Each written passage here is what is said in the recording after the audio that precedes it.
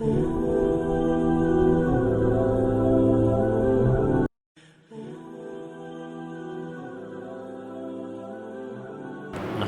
ونصلي ونسلم على رسوله الكريم اما بعد فاعوذ بالله من الشيطان الرجيم بسم الله الرحمن الرحيم قال الله تبارك وتعالى في كلام المجيد والفرقان الحميد يا أيها الذين آمنوا أنفقوا مما رزقناكم من قبل أن يأتي يوم لا بيع فيه ولا خلة ولا شفاعة والكافرون هم الظالمون صدق الله العظيم إن الله وملائكته يصلون على النبي يا أيها الذين آمنوا صلوا عليه وسلموا تسليما والصلاة والسلام عليك يا سيدي يا رسول الله وعلى آلك وأصحابك يا سيدي يا حبيب الله. حمد و صلاۃ کے بعد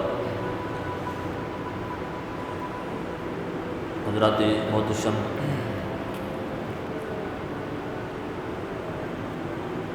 سورۃ البقرہ کی آیت نمبر 254 پڑھنے کا شرف حاصل کیا. دعا ہے اللہ تعالیٰ میری زبان پر کلمۃ الحق جاری فرمائے. درس قرآن کا سلسلہ اور اس میں ان آیات بینات کی مختصر تفسیر جس میں اللہ رب العزت کی ذات نے اہل ایمان کو خطاب فرمایا. بڑے حسین انداز سے اللہ رب العزت کی ذات نے اہل ایمان کو خطاب فرمایا اور یہ متعدد جگہوں پر اللہ رب العزت کی ذات نے اس خطاب دل نواز کے ساتھ اہل ایمان کو یاد کیا ہے.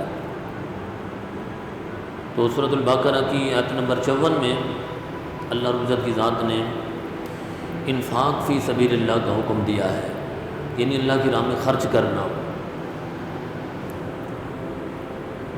ارشاد باری تعالیٰ یا ایھا الذین آمنوا، اے ایمان والو، انفقوا مما رزقناکم، اللہ کی راہ میں اس چیز سے خرچ کرو جو ہم نے تمہیں دیا ہے. من قبل ان یاتی یوم لا بیع، اس دن کے آنے سے پہلے جس میں خرید و فروخت نہیں ہو، ولا خلۃ، اور دوستی بھی نہیں چلے گی، ولا شفاعہ، اور شفاعت بھی نہیں ہو، والکافرون هم الظالمون، اور کافر ہی ظالم ہیں. یہ اس آیت بارکہ کا ترجمہ ہے. اللہ رب العزت کی ذات نے یہاں اہل ایمان کو خطاب فرمایا اور یہ ارشاد فرمایا کہ یہ دنیا دار العمل ہے، یہاں عمل کرنا انسان نے. یہاں اس دنیا میں رہتے ہوئے جو بیج کوئی بوئے گا وہ روز حشر وہی فصل کاٹے گا. تو اللہ رب العزت کی ذات نے مال دیا اور اپنے فضل سے، اپنے کرم سے اس مال کو خرچ کرنے کا بندے کو اختیار بھی دے دیا ہے. مال بھی دیا اور ساتھ اختیار بھی دیا ہے کہ دنیا میں رہتے ہوئے اس دنیا میں رہ کر آخرت کے لیے کچھ کر جاؤ. اور ساتھ یہ بھی ارشاد فرما دیا کہ جو کچھ کرنا ہے یہاں کرنا ہے. آخرت کی تیاری کے لیے دنیا دی ہے، دنیا کا مال دیا ہے، اس کو خرچ کرو، اس لیے کہ آخرت میں اسی نیکی نے کام آنا ہے، اسی خرچ کیے ہوئے نے کام آنا ہے، انہی صدقات و خیرات نے کام آنا ہے. یہ آخرت کی کرنسی ہے. یہاں کی نیکیاں، یہاں کی نمازیں، یہاں کے روزے، یہاں کے صدقات و خیرات جو انسان یہاں کر کے جائے گا، یہی چیزیں آخرت میں کام آئیں گی. اور ساتھ یہ ارشاد فرما دی ہے بندے کو کہ ایسا نہ ہو اس مال کو جمع کرنے میں لگ جاؤ اور خرچ نہ کر پاؤ. اگر اسے خرچ کر کے، صدقات و خیرات کر کے اپنی آخرت نہیں بناؤ گے تو پھر ایسا نہ ہو کہ وہاں خالی دامن ہو.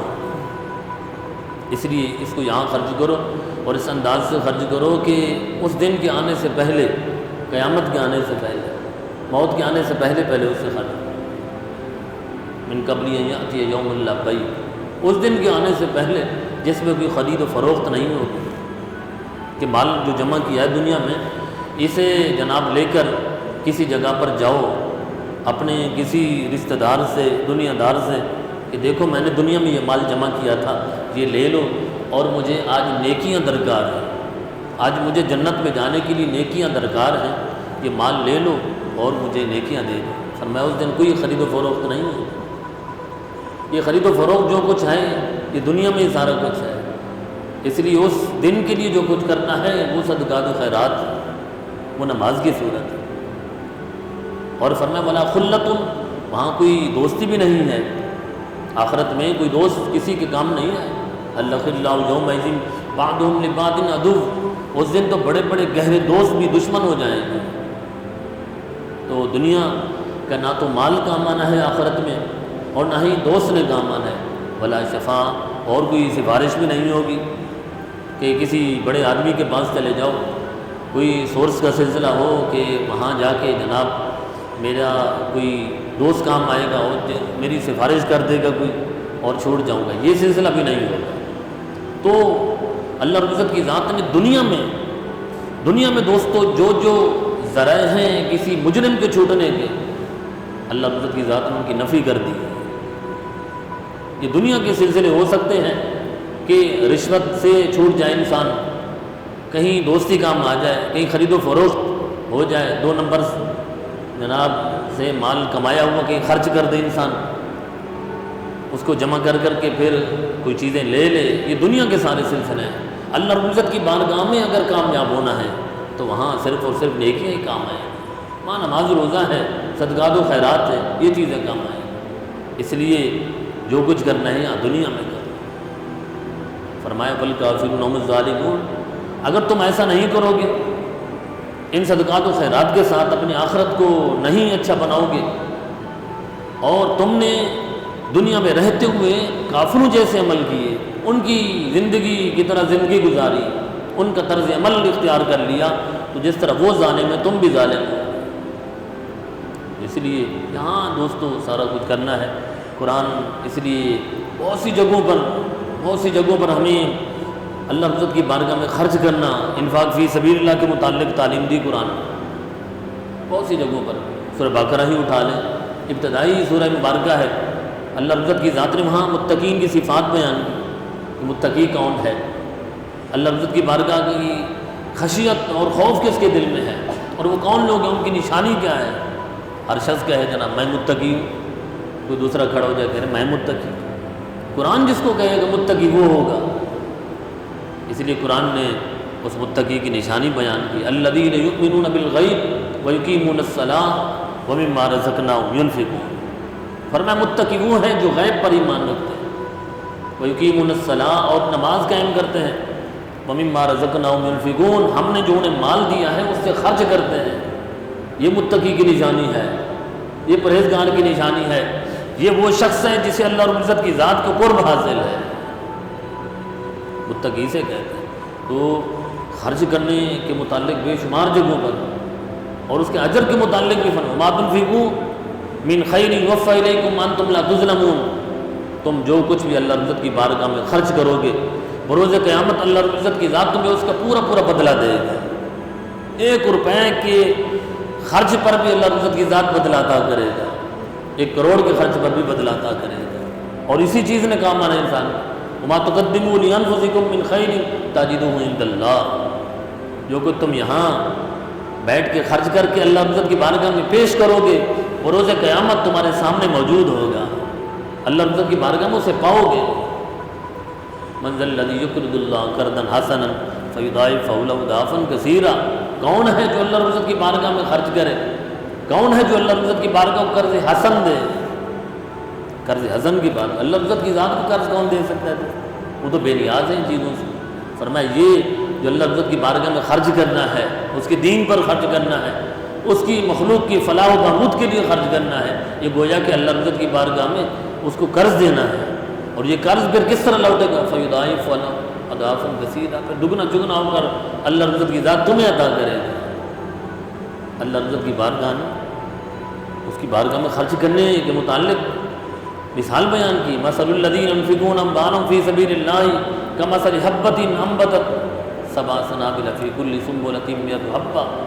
تو میں وہ لوگ جو اللہ عزت کی بارگاہ میں خرچ کرتے ہیں ان کی مثال تو ایک دانے کی طرح ہے۔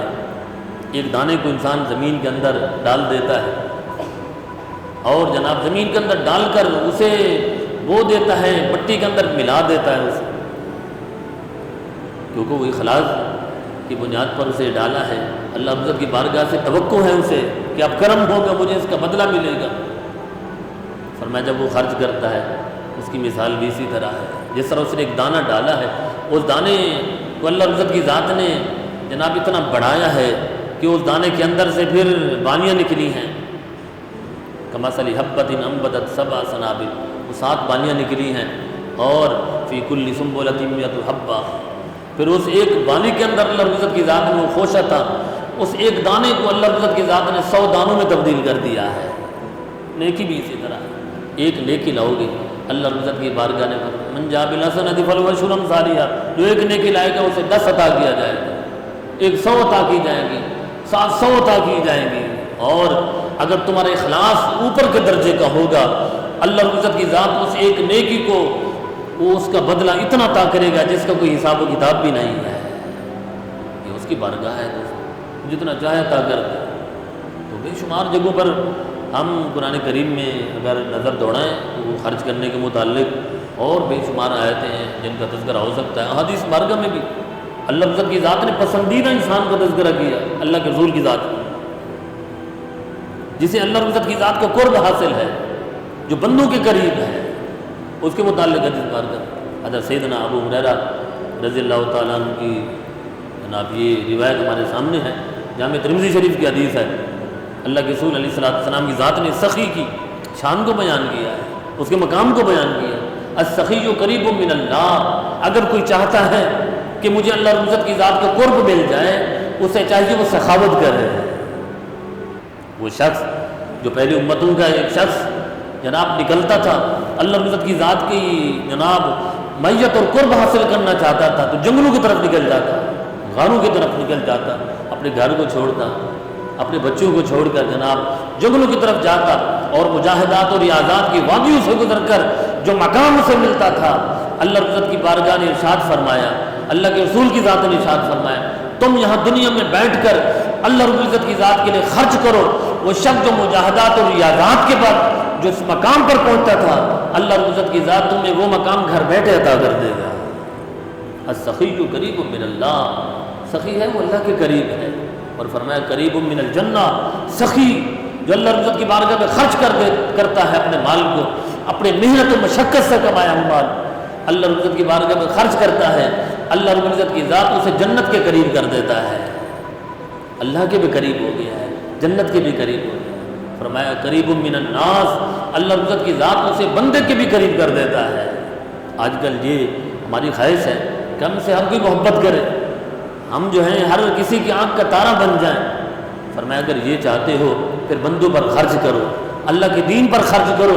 جب تم سخاوت کرو گے اللہ رب العزت کی ذات تمہیں اپنا قرب عطا کرے گا، تمہیں جنت کے قریب کر دے گا، اور لوگوں کے دلوں میں بھی تمہاری جگہ بنا دے گا۔ یہ شان ہے سخی کی جو خرچ کرتا ہے۔ اور فرمایا بعید من النار، ہماری تمام تر عبادات اور ریاضات کے ایک ہی مقصد ہے، دوستوں ایک ہی مقصد ہے کہ اللہ عزت کی ذات ہمیں جنت دے دے، ہمیں جہنم سے دور کر دے۔ فرمایا جو سخی ہے، جو اللہ رب العزت کی بارگاہ میں خرچ کرتا ہے، اللہ رب العزت کی ذات اسے جہنم سے دور کر دیتا ہے، جہنم سے دور ہو گیا۔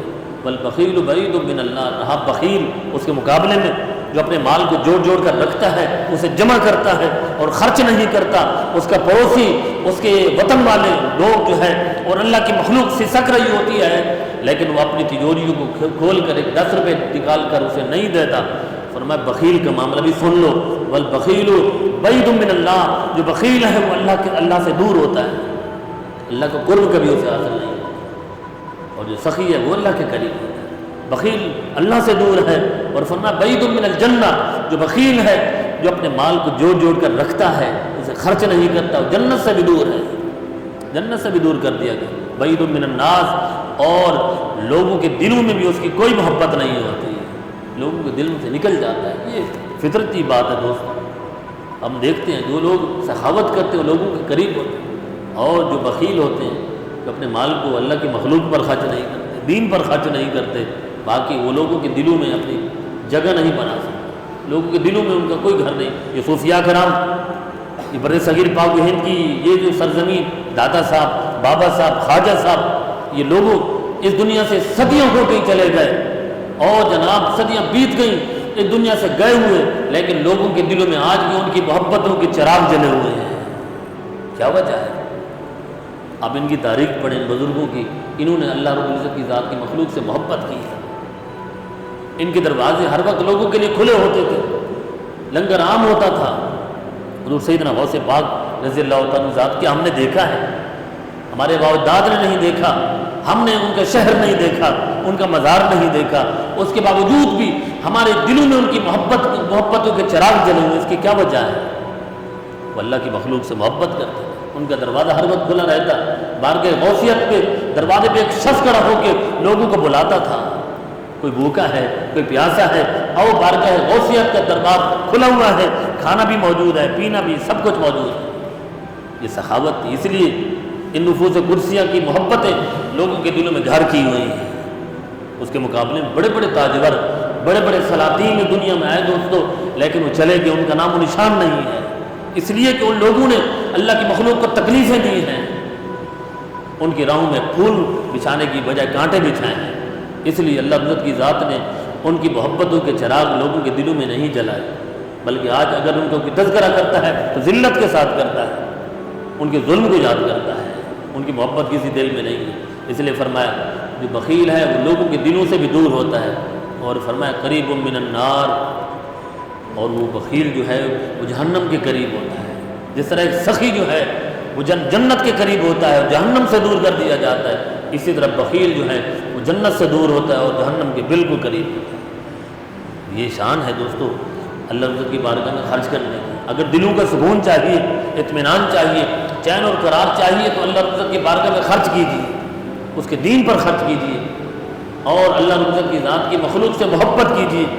اور اس وقت تو سب سے بڑا مسئلہ ہے، قومی مسئلہ ہے، ہمارا دینی، اخلاقی اور شرعی فریضہ ہے کہ وہ لوگ جو سیلاب میں متاثر ہوئے اور بے یار و مددگار جناب بارش کے جناب اس میں بیٹھے ہیں، سلسلہ ہے جو، لہٰذا کوشش کی جائے کہ یہ بہترین موقع ہے کہ انسان اللہ عزت کی بارگاہ سے بھی قریب ہو جائے، جنت سے بھی قریب ہو جائے، لوگوں کے دلوں میں بھی اپنا جناب گھر بنایا جائے۔ تو اس کے لیے لازم ہے کہ جناب جو اللہ عزت کی ذات نے جتنی استطاعت دی ہے، طاقت دی ہے، اسے بروئے کار لاتے ہوئے اپنے مسلمان بہن بھائیوں کا خیال رکھتے ان پر خرچ کیا جائے۔